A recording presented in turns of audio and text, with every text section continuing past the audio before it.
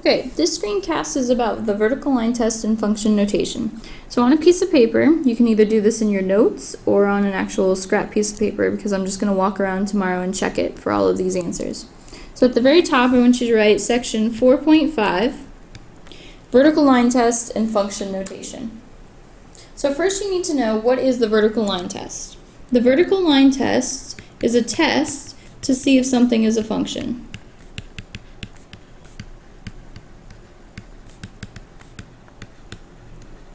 To pass the test, so to pass, that means it is a function. You can draw any vertical line and it will only hit the graph in one spot.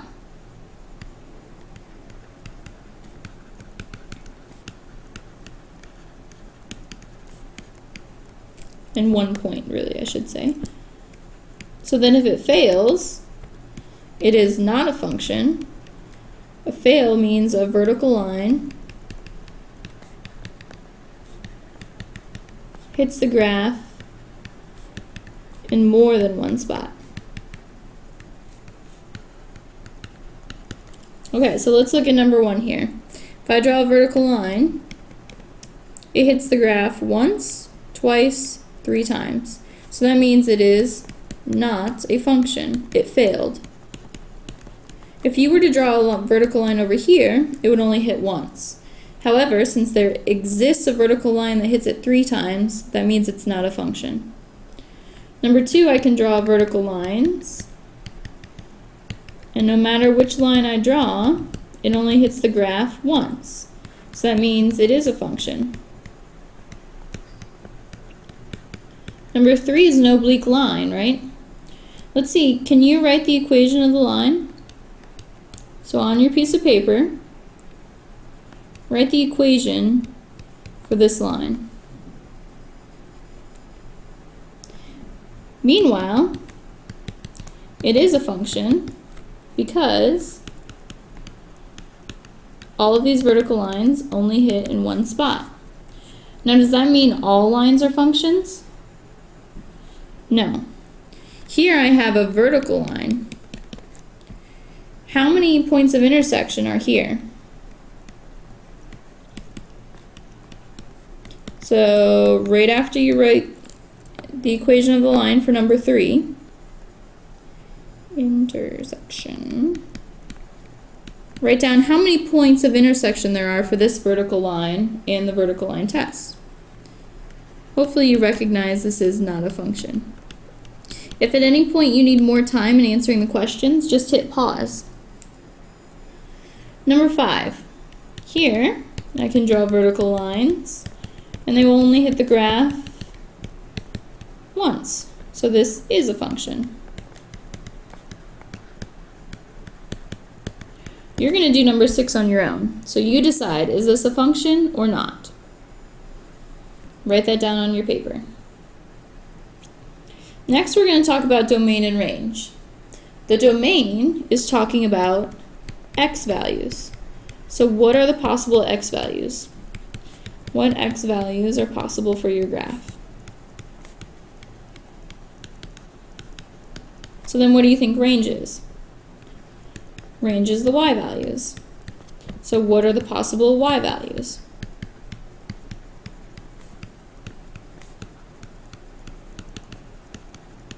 So when you're given a graph, let's look at number 1 here. My domain is the x values.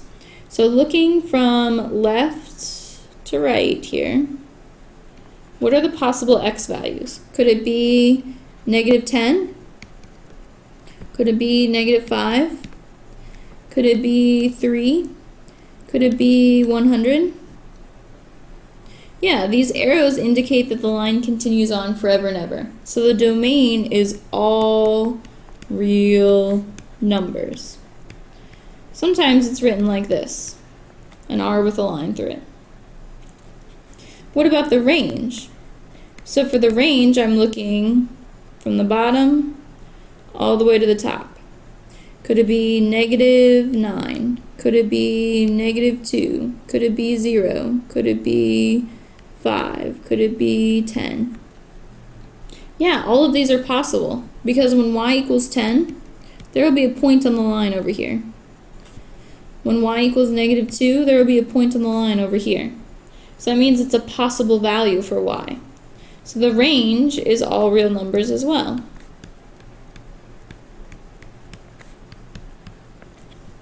Okay? What about number 2? Let's talk about the domain first. So what are the possible x values?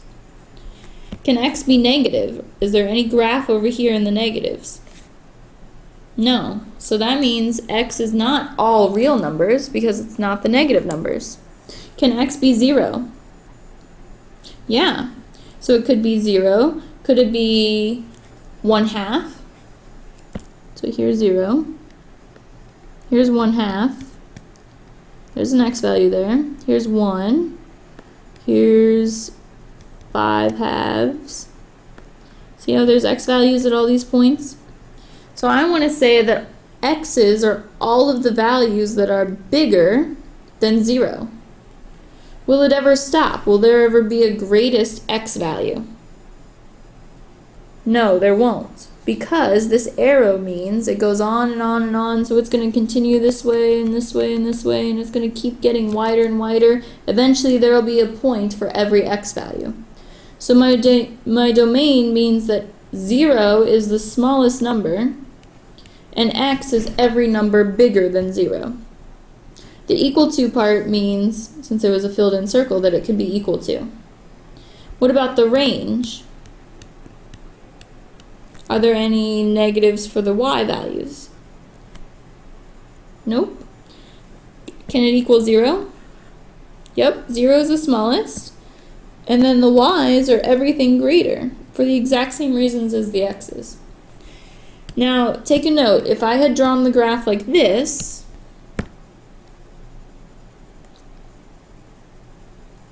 then my range would not be 0 for the y values. My range here would be something like 3 is greater than or equal to y, if that number was 3.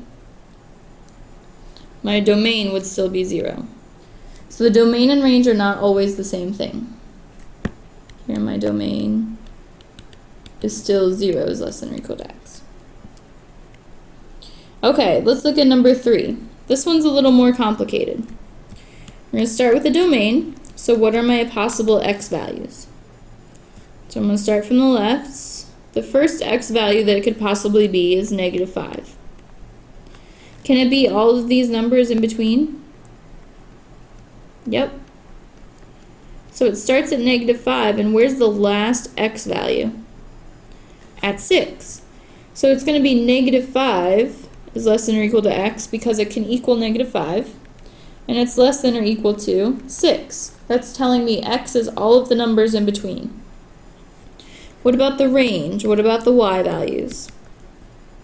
What's the lowest y value that it could possibly be? -8. See right there? Can it be -7, -5, or -6, -5, all of these values? Yes, because there's points on the graph. So it can be all of these numbers all the way up until 4, because 4 is right over here. So the y values start at -8 and go all the way to 4. Remember, it's equal to because I have a point there. There are points there.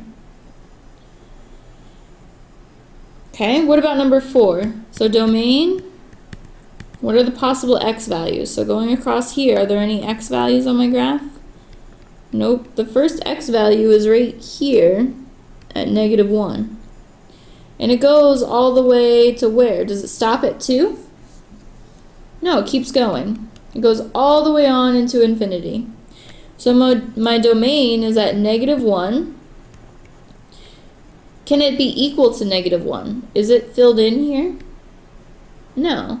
Remember, the open circle in inequalities mean it's not equal to, but x stands for every number above -1, like -3/4 and -1/2 and -1/4. So I've got to include -1 as my endpoint. What about the range? What's the lowest for the range? The lowest is -4.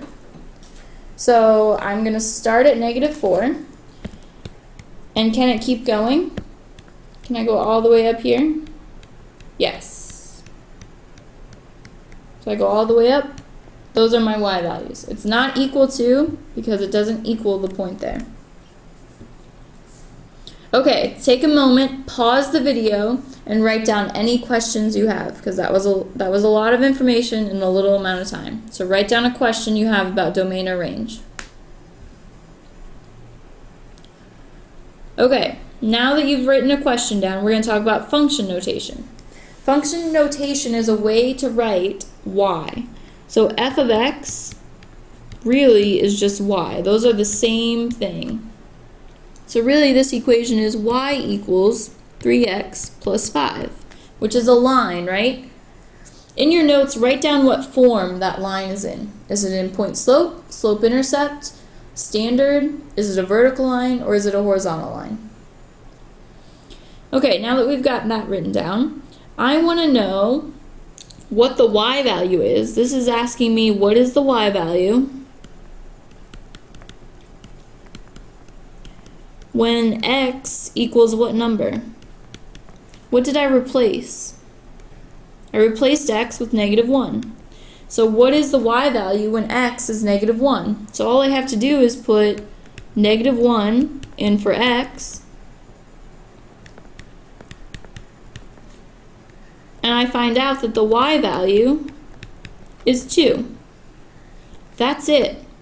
My point then is -1, 2. These are just ordered pairs. So f of 2 just means 3 times 2 plus 5. So f of 2 equals 11. Piece of cake. A function can also be written with the letter g. It doesn't matter what the letter is. So g of 1 just means -1 half times 1 plus 4. So g of 1 equals -1 half plus 4. That's 3.5. Done. G of 2 is -1 half times 2 plus 4. So g of 2, what's the y value when x equals 2? The y value is also 2. Can I do it when something's squared? Absolutely. Now I have h. H is my function. So h of -3 is going to be 2 times -3 squared. I have to have parentheses because I'm substituting some value in. 5 times -3 plus 1. H of -3 equals 2 times 9 plus 15 plus 1.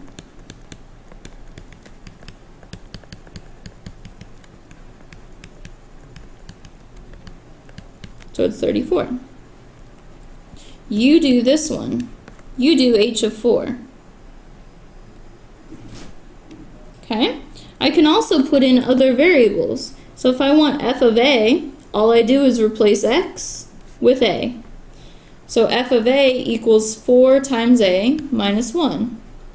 Can I combine like terms or do anything more? Nope. All done. F of a plus 1 just means 4 times a plus 1 minus 1. I want to distribute and combine like terms.